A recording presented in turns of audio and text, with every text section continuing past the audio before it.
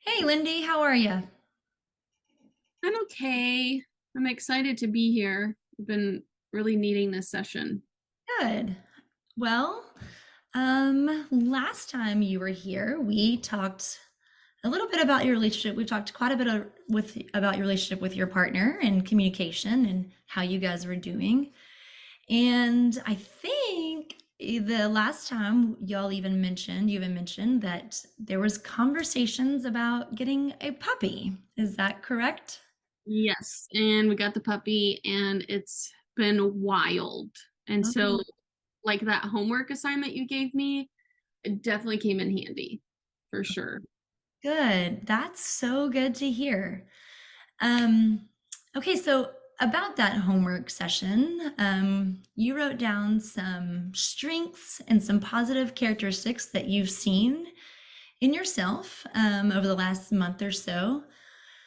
I know it's going to be maybe a little uncomfortable, but would you be brave and be willing to share some of those that you wrote down with me? Yeah.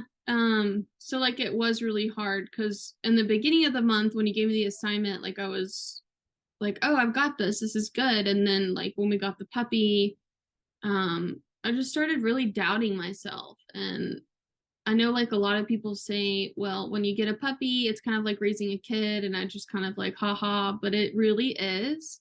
Yeah. And so I did like I geared the strengths and stuff towards like being a parent. Okay. And it was tough, to be honest. So the strengths that I wrote down were that like I'm consistent. Okay.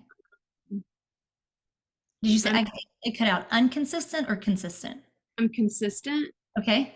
I'm able to compartmentalize. So like if work is tough, I'm able to come home and like show up even though work was tough. Yeah. Um, I'm organized. So Okay. everything organized in the house and that makes things easier. Um, and I think that was it. That's all I could like come up with. Cause like anything that was emotion related felt really raw and like I was unable to like give myself props. Okay. Hey, thanks for sharing those. I know that might have been hard and a little uncomfortable, but there's power when we voice things. And so even reminding ourselves of who we are and what we're made up of is really good. And I think the point of that exercise was to remind yourself so that you could be aware of those strengths that you have in you that maybe are sometimes hard to see.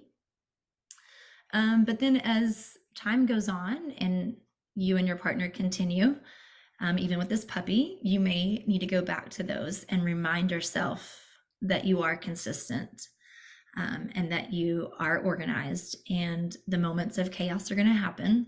But consistently, that's who you are. And so it's a good starting place for our session today. So thank you so much for trusting me with that.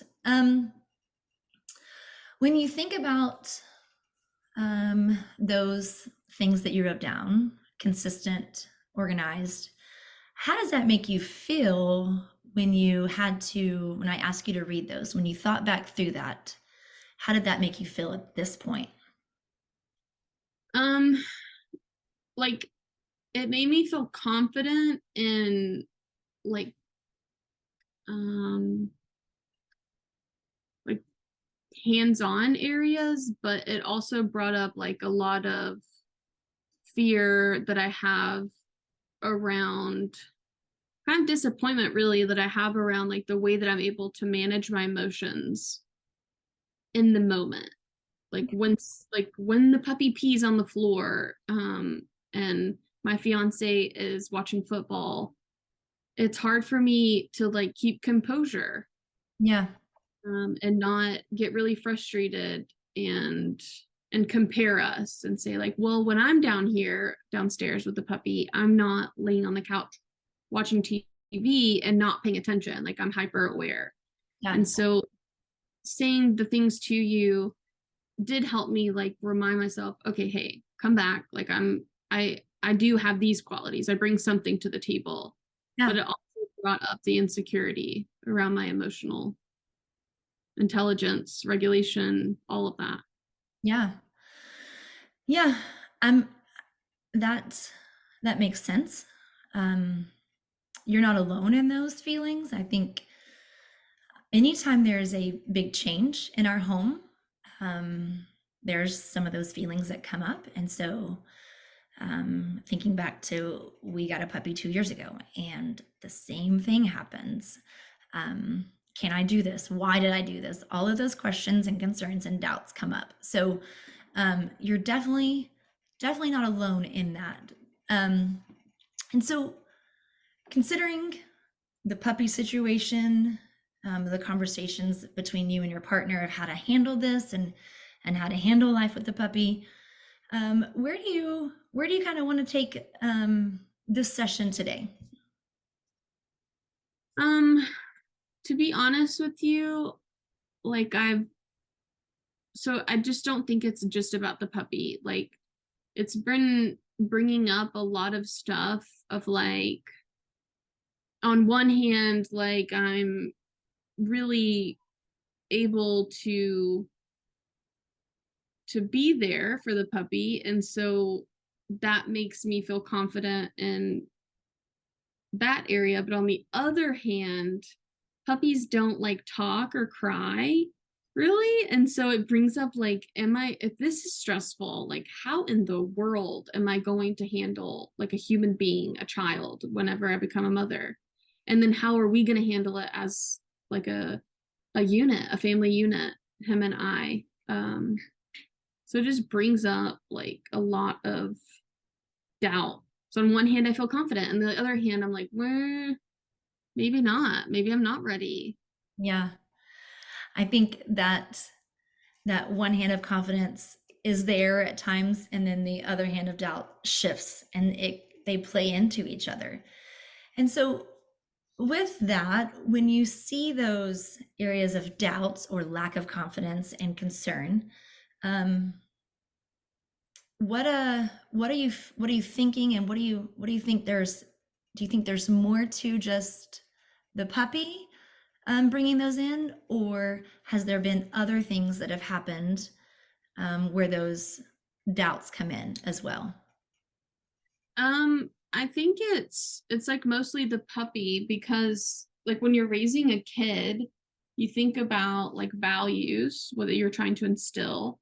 And so, and then that like from discipline and reward, and that comes up with the puppy, but it brings up like how my partner and I communicate when there's conflict between the values, right? So it's like if he nips at you, bites at you, you tell him no. And then my partner's like, but he's a puppy and that's what he does. Yeah.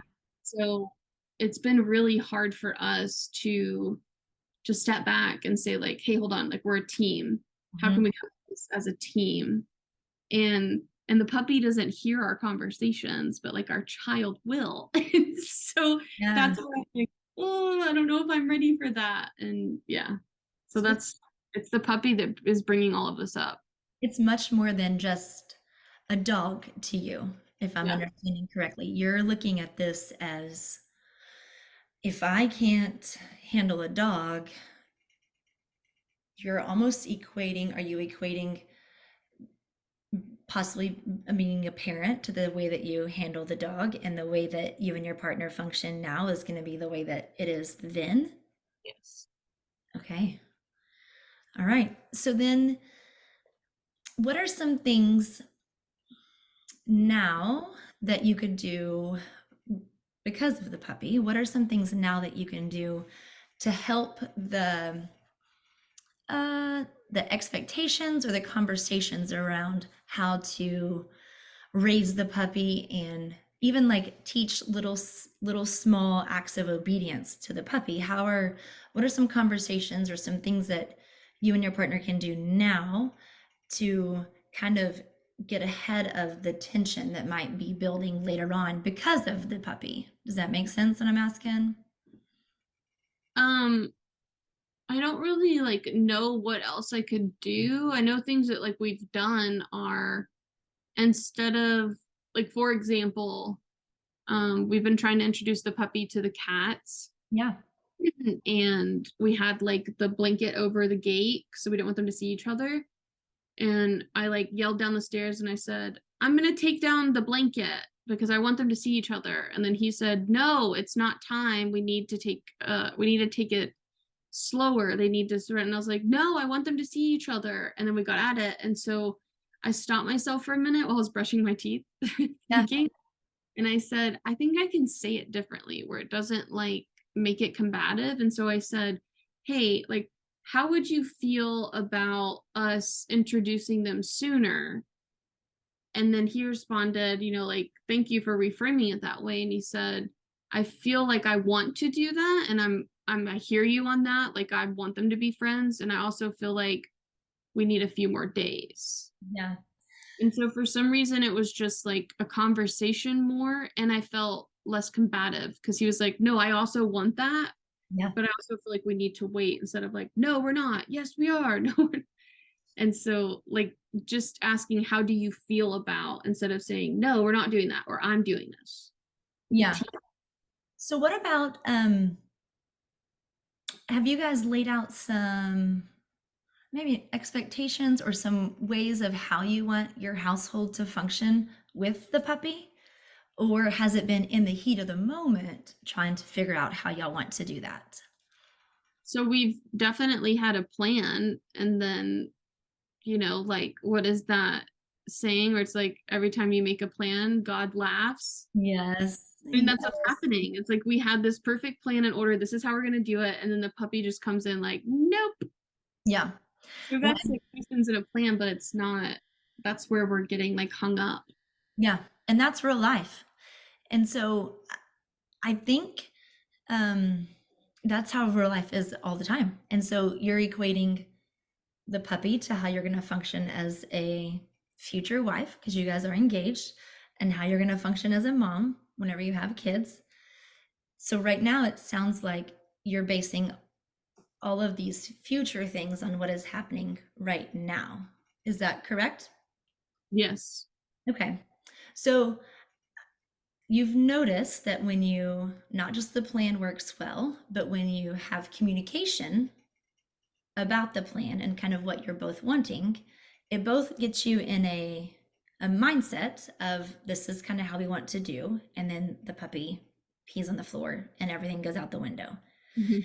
And so I would encourage you to stop, even if the dog's peeing on the floor, take a few deep breaths, and then respond to your partner instead of right in that moment, giving yourself just 10 deep breaths, 5 deep breaths to get you to calm down and then to do that.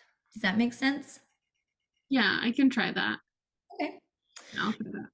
I think we've had a great session today. I just want to clarify and summarize a couple of things. It's really not the puppy's causing a lot of tension, but the root of it is not the puppy. The root of it is your expectations for the future is all coming out right now. And so we'll meet again next Tuesday, but over the next week, look back at those strengths that you wrote down about yourself and believe them.